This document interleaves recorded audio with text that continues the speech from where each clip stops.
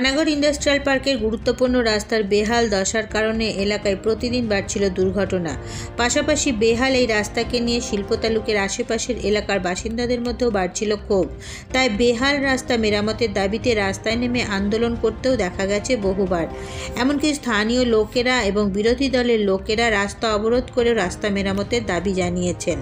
পরে 2023 সালের আগস্ট মাস থেকে পানাগড় ইন্ডাস্ট্রিয়াল পার্কের বেহাল রাস্তা মেরামতির কাজ শুরু হয়।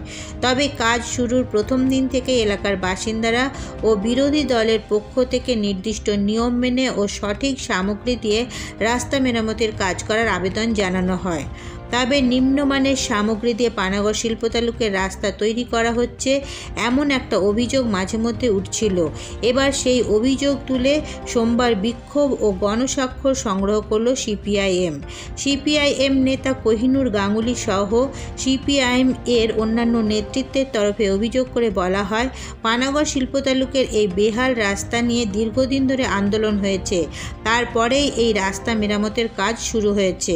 কিন্তু কিভাবে এই রাস্তার কাজ করা হবে বা কেমনভাবে করা হবে তা নিয়ে কোনো আলোচনা করা হয়নি। এখন দেখা যাচ্ছে নিম্নমানের সামগ্রী দিয়ে রাস্তার কাজ চলছে। মূল কর্মসূচি হচ্ছে পানাগড় ইন্ডাস্ট্রিয়াল পার্কের যে রোডটি রয়েছে ইন্ডাস্ট্রিয়াল রোড, সেই রোডে আমরা বিভিন্ন আন্দোলন করে তারপরে হচ্ছে স্যাংশন করে আজকে সেই রোডের কাজ শুরু হয়েছে। 4 মাস যাবৎ, আগস্ট মাস থেকে তার ওয়ার্ক অর্ডার বেরোয়। প্রথম দিন থেকে আমরা বলে আসছি যে এই ওয়ার্ক অর্ডারের কপি পঞ্চায়েতকে দিতে হবে, পঞ্চায়েত সমিতিকে দিতে হবে। কারণ আমার হচ্ছে এই কোটা গ্রামে 5টা মেম্বার মধ্যে আমার হচ্ছে 3টে মেম্বার আছে। স্বাভাবিকভাবে জনগণের কাছে দায়বদ্ধতা এই মেম্বারদের থেকে যায়। অতএব কী কাজ হবে, কেমন করে হবে, এই নিয়ে কোনো আলোচনা আজ পর্যন্ত হয়নি। এবং এখন দেখা যাচ্ছে যেটা যে কাজের যে মান সেটা হচ্ছে নিম্ন মানের কাজ হচ্ছে এবং মাল সরবরাহ যেগুলো করা হচ্ছে সেখানে আমরা স্যাটিসফাইড নই। কারণ এই রাস্তা আমাদের সামনের রাস্তা। বারবার এই কথা বলেছিলাম, যেদিন কাজ শুরু হয় তার আগেও আমি বলেছি যে এই কাজ জনগণ বুঝে নেবে। এখানে অন্য কোনো হচ্ছে যে কারোর সঙ্গে আমরা আপোষ করতে রাজি নই এই কাজের ক্ষেত্রে। এখন কিছুই না, পঞ্চায়েতের কাছে গেলে পঞ্চায়েত বলছে আমাদেরকে পাত্তা দিচ্ছে না, পঞ্চায়েত সমিতি বলছে আমরা জানি না। এটা হচ্ছে WBDIC টাকা ফিট করেছে ওয়েস্ট বেঙ্গল হচ্ছে পশ্চিম বর্ধমানকে, পশ্চিমবঙ্গ বর্ধমানের PWD কাজটা দেখছে, পূর্ব বর্ধমানের সাথে কোনো সম্পর্ক নাই। অথচ পানাগড় ইন্ডাস্ট্রিয়াল পার্কের এই রাস্তাটা, এই জায়গাটা হচ্ছে পূর্ব বর্ধমানের আন্ডার। চাইছি যে জনগণকে বোঝাতে হবে তারা কি কাজ করবে, নাহলে হচ্ছে যে আগামী দিনে আমরা 7 দিন দেখবো। এই দরখাস্ত আমরা করেছি, আজকে জনগণের দরখাস্ত যাচ্ছে একবারে মুখ্যমন্ত্রী থেকে শুরু করে WBDIC চেয়ারম্যানের কাছে শুরু করে আজকে হচ্ছে আমাদের ডিএম এর কাছে, পূর্ব বর্ধমান পশ্চিম বর্ধমানের ডিএম এর কাছেও যাচ্ছে। আমরা 7 দিন দেখবো, নাহলে আমরা এই কাজ বন্ধ করে দেবো।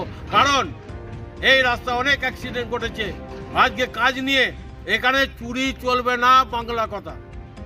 কোনো এই রাস্তার ক্ষেত্রে চুরি করতে কাউকে দেবো না। এছাড়াও সিপিআইএম নেতা বাপ্পাদিত্য গঙ্গোপাধ্যায় অভিযোগ এনে বলেন, ইতিমধ্যেই দেখা যাচ্ছে যেভাবে ইট দিয়ে রাস্তার কাজ চলছে তাতে ইতিমধ্যেই রাস্তা বসে যাচ্ছে। বর্ষা শুরু হলে রাস্তায় জল জমে নতুন করে সমস্যা তৈরি হবে। দীর্ঘদিন ধরে খালাখন্দে ভরা ছিল, বর্তমানে WBDIC রাস্তাটা ফের হচ্ছে তারা মেরামত করছে। কিন্তু আমরা দেখছি যে হচ্ছে তারা যেভাবে মেরামত করছে তাতে করেছে খুব নিম্নমানের মালপত্র হচ্ছে দিয়ে হচ্ছে রাস্তা হচ্ছে মেরামত করা হচ্ছে, রাস্তা তৈরি করা হচ্ছে।